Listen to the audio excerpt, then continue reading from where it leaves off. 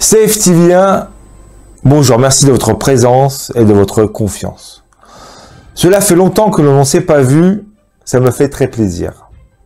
Sujet du jour, déchéance de Zoé Kabila. Oui, mesdames et messieurs, son grand frère lui a-t-il réglé les comptes? La manœuvre ne surprend ni n'émeut les esprits préparés. Elle peut l'être pour les gens frappés de cécité politique qui n'ont pas vu cette déstabilisation venir. Mais Score.net l'avait annoncé et dénonce dans plusieurs de ses publications sur les manœuvres politiciennes. Déstabilisatrice à l'Assemblée provinciale du Tanganyika, visant au finish à éjecter le gouverneur Zoé Kabila. Il fallait en finir avec le président et vice-président de cette assemblée provinciale, pas à travers un putsch organisé par le rapporteur, mais téléguidé des mains noires à Kinshasa pour bien régler les comptes au chef de l'exécutif provincial dans un esprit visiblement revanchard. Jeune frère du président honoraire, son seul péché, c'est d'avoir refusé d'adhérer à l'union sacrée de la nation créée par le président Félix-Antoine Tshisekedi. Officiellement, cette thèse tient. Mais attention, officieusement, le vrai combat a été ailleurs, entre les Kabila. L'USN, bouc émissaire. Les choses telles qu'elles se sont passées avec vitesse à Tanganyika sont à mettre sur le dos de l'union sacrée de la nation, qui n'a pas proprement joué le jeu. Oui, mesdames et messieurs, on crée une crise à l'Assemblée provinciale. La police est mise à contribution pour mater les députés pas acquis de l'USN.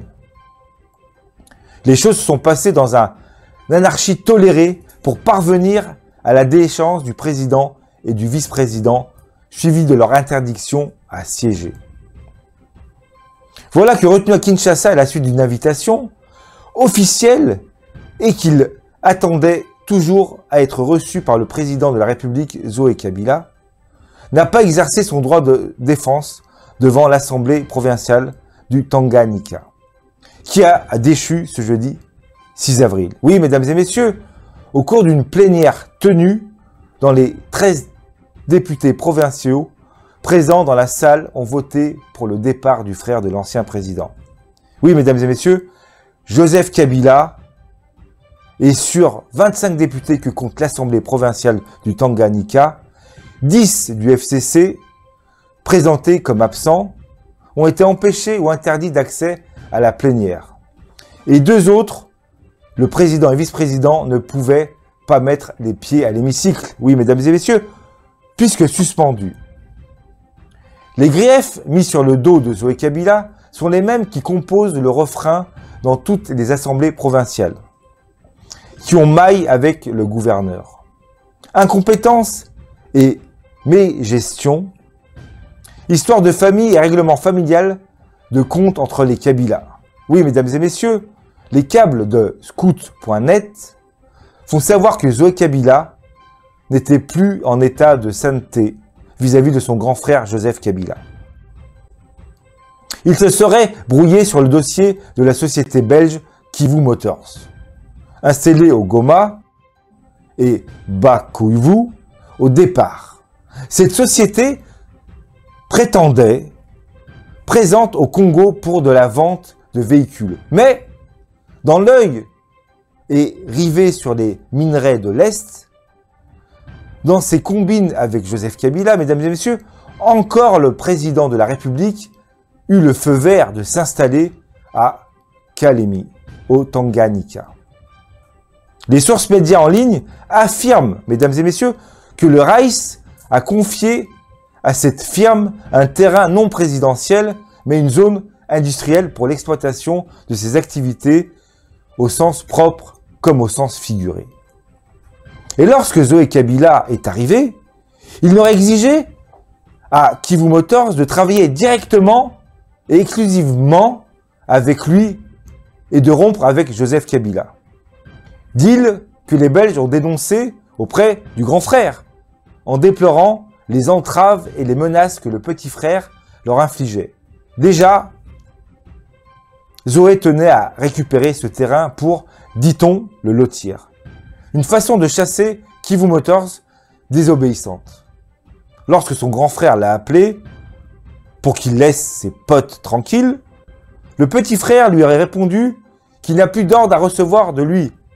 Je cite, « D'ailleurs, vous n'êtes plus président de la République et je n'ai pas de compte à vous rendre. » Aurait-il craché sur le visage de son grand frère? Oui, mesdames et messieurs, réponse qui a créé, selon les sources de Scorp.net, un bloc de glace entre les deux frères Kabila.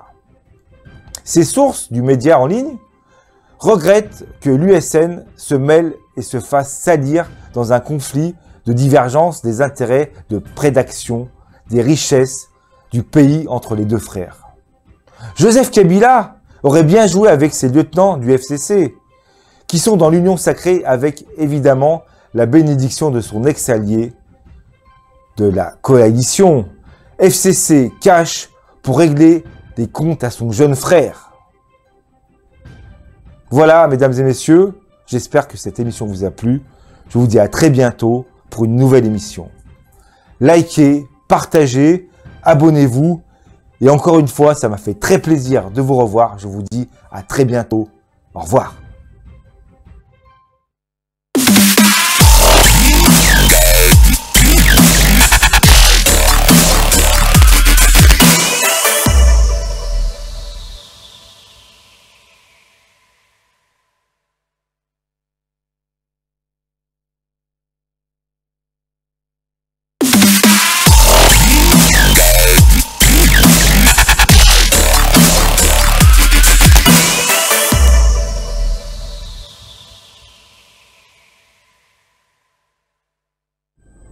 CFTV1, bonjour, merci de votre présence et de votre confiance. Cela fait longtemps que l'on ne s'est pas vu, ça me fait très plaisir. Sujet du jour, déchéance de Zoé Kabila. Oui, mesdames et messieurs, son grand frère lui a-t-il réglé les comptes? La manœuvre ne surprend ni n'émeut les esprits préparés. Elle peut l'être pour les gens frappés de cécité politique qui n'ont pas vu cette déstabilisation venir. Mais Scorp.net l'avait annoncé et dénonce dans plusieurs de ses publications sur les manœuvres politiciennes. Déstabilisatrice à l'Assemblée provinciale du Tanganyika, visant au finish à éjecter le gouverneur Zoé Kabila.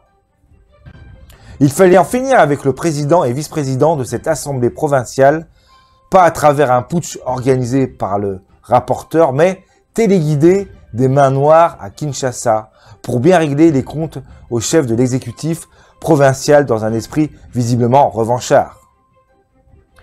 Jeune frère du président honoraire, son seul péché, c'est d'avoir refusé d'adhérer à l'union sacrée de la nation créée par le président Félix-Antoine Tshisekedi. Officiellement, cette thèse tient. Mais attention, officieusement, le vrai combat a été ailleurs, entre les Kabila. L'USN, bouc émissaire. Les choses telles qu'elles se sont passées avec vitesse à Tanganyika sont à mettre sur le dos de l'union sacrée de la nation, qui n'a pas proprement joué le jeu. Oui, mesdames et messieurs, on crée une crise à l'Assemblée provinciale. La police est mise à contribution pour mater les députés pas acquis de l'USN. Les choses se sont passées dans une anarchie tolérée pour parvenir à la déchéance du président et du vice-président, suivi de leur interdiction à siéger. Voilà que retenu à Kinshasa à la suite d'une invitation officielle et qu'il attendait toujours à être reçu par le président de la République, Zoé Kabila, n'a pas exercé son droit de défense devant l'Assemblée provinciale du Tanganyika, qui a déchu ce jeudi 6 avril. Oui, mesdames et messieurs, au cours d'une plénière tenue, dans les 13 députés provinciaux présents dans la salle ont voté pour le départ du frère de l'ancien président. Oui, mesdames et messieurs, Joseph Kabila est sur 25 députés que compte l'Assemblée provinciale du Tanganyika, 10 du FCC, présentés comme absents, ont été empêchés ou interdits d'accès à la plénière. Et 2 autres, le président et vice-président, ne pouvaient pas mettre les pieds à l'hémicycle. Oui, mesdames et messieurs, puisque suspendus. Les griefs mis sur le dos de Zoé Kabila sont les mêmes qui composent le refrain dans toutes les assemblées provinciales, qui ont maille avec le gouverneur. Incompétence et mégestion, histoire de famille et règlement familial de compte entre les Kabila.